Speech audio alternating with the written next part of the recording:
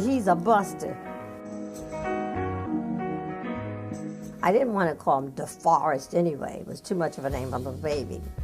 And his dad was Forrest, so I didn't want two Forrests in the house.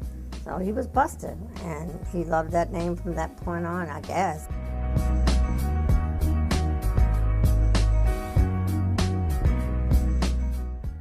He was quiet. He was a good baby.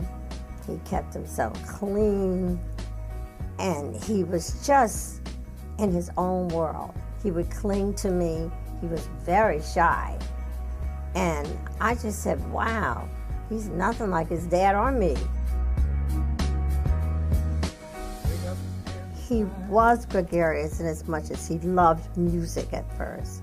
And he joined the orchestra. By the 8th grade, he put down that violin, and all of a sudden it was all sports. He really loved basketball. I'll never forget how he would complain about his height. He said, why am I so short? I want to be taller. And I said, that's the way God made you. But he would stretch and pull and try to make himself taller. And I said, well, the other guys on the basketball team, they're not that tall. And so he said, but I want to be taller. But no matter what his height was, he gave that basketball all that he had. He loved basketball. By the time he got to high school, his personality was entirely different.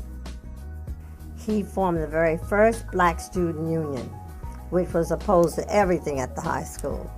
And he had no problem getting a congregation to follow him. And I'd come home and have my living room just full of young people, full, champions some causes. He ran for president of his class. And I said, Buster, what are you doing? He said, these are the people that support me. I've never seen anything like it. I knew he was going to be a leader. I never dreamed he'd be a preacher, but a leader. It was a terrible shock to all of us, of course. And Buster became the rock from the time he heard his father had died. He came to me and he said, Mom, you don't have to worry about a thing. I will take care of everything. And I think since that time even, I've thought of Buster as being the head of our family because he became extremely mature, extremely capable, and very dependable. And he became my rock.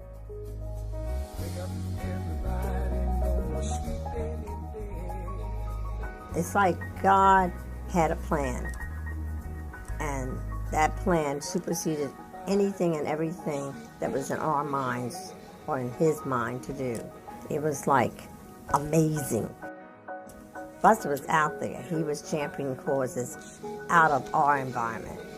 And to see him come into the church like that just before his father died, I just thank God to this day.